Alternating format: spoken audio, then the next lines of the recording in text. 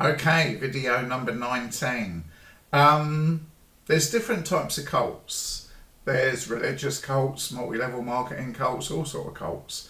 But one of the things that I noticed that was quite subtle is this distraction technique. So in a religious cult, they'd have people praying all the time, fasting, recruiting, shaking the bucket to put money for the charity on the street, kind of thing. The distraction. Yeah. Now, a cult doesn't have to be just religious, and it's like, okay, if you want, you're not getting it because you're not praying hard enough, or you're a sinner, or something. You're praying away, and not making progress. Never good enough. You can never be good enough in a cult.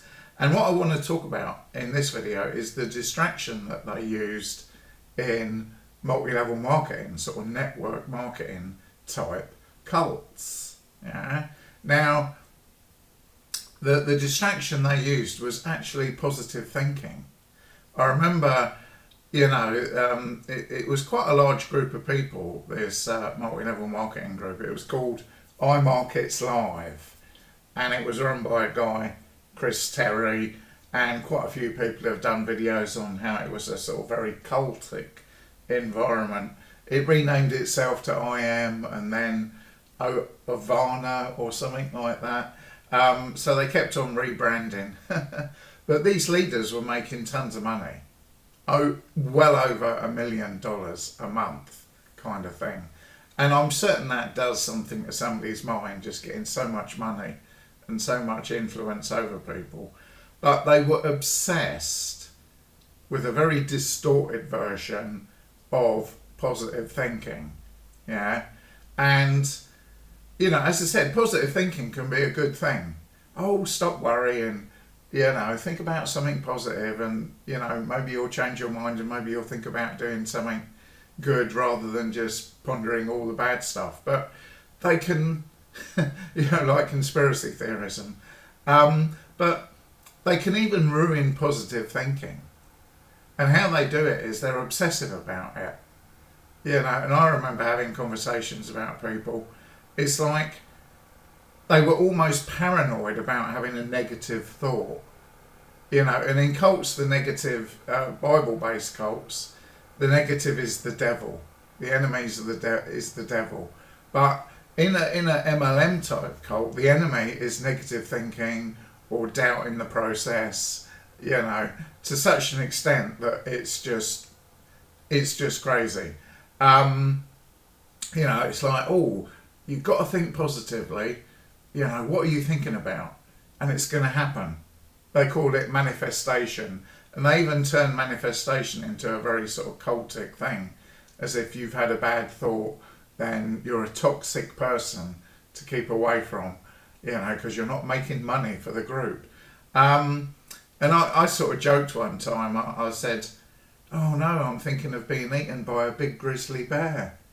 And I was trying to be funny, be a little bit sarcastic, and it's like stone-faced response from one of the upline in the MLM. It's like, no man, you're not getting it, and it's like, what can happen to people in cults? They not only do they lose their personality, but they lose their sense of humour. You can't tell them a joke. Like in a Bible cult, if they're obsessed about the end of the world, and you say, oh, all right, yeah, Jesus will be back, if he ever shows up. Just as a sort of joking comment, oh no, they're deadly serious about what they believe in. And it changes the personality of the person completely. Somebody who you might have met who a bit chatty, a bit laughy, a bit of a bubbly person, suddenly they join a cult, man or woman, and their personality is just, it's like it's a different person. It's like, what happened to Jane? She used to laugh, she used to chat, and then she's like all about recruitment, all day, every day. Yeah, I remember years ago when I was in the International Christian Church cult, then run by Kit McCain. I went from the UK over to America, LA, for this conference. I had this global leadership conference, or that was, yeah, and even if you weren't a leader, everybody was expected to go. But the idea was you wanted to become a leader, kind of thing. And I remember we got to LAX, I think it was, and we arrived quite late, and they, other members in the cult. The cult was probably about, I don't know, 4,000 or 5,000 people, something like that at the time. And they were having this big conference, and we got to the airport, and they sing a song. We love you with the love of the Lord. And we were from England, and it's like, oh, they were hugging us and saying, oh, great to see you, man. And they'd say, oh, we'll give you a lift to the hotel where you're staying, right? And for some reason, because they were so much talking about making disciples and God and all of that, so distracted about how amazing the kingdom is and how fantastic the conference is going to be, they took us to the wrong hotel, this guy. We were so much talking about everything cult related or church related, I think they'd forgotten to even ask us where we were going. They took it to this wrong hotel, and I think we had to, I don't know, I can barely remember actually. I think somebody else, like an hour or so later, came to give us a lift to the right hotel that was like 30 miles in another part of LA or something. And, I think we got to this hotel that we'd booked and paid for, at about 2 a.m, something like that. And then up at 6 o'clock straight away, prayer, all of that. So cult members they can seem really weird to people. But of course, most people, you don't see the weirdness inside the cult unless you're actually a member. And I can tell you, as a former cult member, it's manic, it's obsessive, it's all about what are we going to do for God, which usually manifests itself in evangelizing and praying and fellowship and lots of talk, and people in cults, they don't necessarily talk about normal things, depending on how intense the cult is. Down the lower, you can imagine a cult like a pyramid. At the top of the pyramid is the cult leaders. They talk business, and they talk money, but they won't talk about that, outside of the people who are actually getting paid, to be leaders in the cult. So when they meet somebody who's just a rank and file member, they pretend to be the preacher again, and so they're wearing lots of different masks depending on who they talk to. It's quite bizarre, actually. But yeah, I mean, the sort of cultic techniques can be used outside of religious cults, or sadly, this is what I want to talk about in this. I might, how long? 8 minutes. Okay, let's talk about it. There's this concept known as Chinese whispers, where somebody tells you something and then you whisper it into the ear of somebody else, and they whisper it into the ear of somebody else, and you get like 10 or 15 people, and you have to whisper quietly, and the game of Chinese whispers is quite funny, and it's quite useful for analysing relationships in cults, because the leader says something and then somebody misinterprets what the leader says, and they say something else to somebody else, right?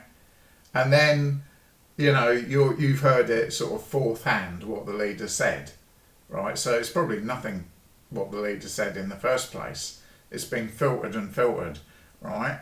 And then you go to a meeting or whatever, and you're completely confused, and it's like, well, I thought the leader said that, and then it's like you've misinterpreted what the leader said. It's your fault, right? It's never their fault, but there's this concept known as cults loading the language. So cults they take certain words and they change the meaning of it. Like in the ICC, it was fruitful. You know, fruitful means convert somebody. You know, and they have lots of words, and you have to learn this cult language. To outsiders, it's like when you, not that you probably talk to a cult member, but it's almost like you have to learn another language to know what they're on about. You know, it's quite weird, really. But yeah, what I wanted to talk about is when you leave a cult, you might fall under this thing of thinking, oh right, I'm out of the crazy world of the cult, I'm back to the real world, the normal real world. You know, and I think this is one thing, sometimes exit counselling and then deprogramming can sort of idealise leaving the cult. But just as there were crazy people in the cult, it's not as if everybody outside the cult is just sane and well behaved and doesn't use some of these techniques. You could leave a cult and you could join like a company, get a job if you're lucky enough, and you might even notice cultic techniques used in an office environment. And then you think, oh, this is like, I thought the world was normal. I thought people don't use these manipulative ways. And that might trigger you. And it's like you maybe got a new job and then there's a boss and they use, it's not like a full-on cult, but you spot how they manipulate people and you think, well, I can't work here. But where do you go? This is the thing, where do you go? Because it's not a perfect world. Most people, I would say, are reasonably nice and normal. But, you know, if somebody can make a little bit more money by being a little bit manipulative, they might do that, you know, in a work environment or whatever, even within government. Different techniques to just for their own advantage, you know. Like, if you want to get through to them, you've got to ring them up. Oh, can't I email? No, you've got to ring us up. Oh, and you ring them up, and it's like, oh, you are 97th in the queue. They don't want to talk to you. No, you can't email us. Oh, no, you have to ring the number. You know, and these sort of devious techniques, you know, it's like, oh, that's bad. Why do they do that? Because greed. You know, in a cult, pretty much most of what they do is quote, quote, cultic techniques, thought-stopping techniques, and it's full on. But outside, in the real world, yeah, these techniques are still used. Yeah, not all the time, not full on. And another thing that happens is, let's say you get a job, right? And people somehow find out, or you've said to somebody, yeah, I was in a religious cult and now I'm just looking to get my life back together again. Gossip. You know, people will just look weirdly at you as if you've got some kind of infectious disease. Oh, that was the bloke who was in a cult, and they won't talk to you. They'll sort of look at you as if you're an alien or something. You know, and that can be, it's difficult because some people, it's like, if you've left a cult, right, I mustn't tell anyone that I was in a cult. So I have to keep it secret. It's so embarrassing. You know, they'll think I'm crazy. But you've left the cult, which was the best decision you could have made to leave a cult. But don't think going into the real world is necessarily going to be easy. You know, I know people who I've helped, it's like, okay, you got a job, good. That's a lot of people leave a cult who haven't, and they're still suffering. You know, I know somebody who's very depressed. He left a cult. He was only in the cult like 6 months, and then he left the cult. But it's like a year later, he's still depressed. And you think, wow, you know, what's going on here? But of course, you don't know what the person was like before the cult. That's the challenge. So if you're helping somebody out, it's like, well, what kind of person were you before the cult? And then you got hyped up by the cult. Then you left the cult, and you'll probably over time revert back to your normal personality again. But I want to talk more about that in another video. So that's video 19.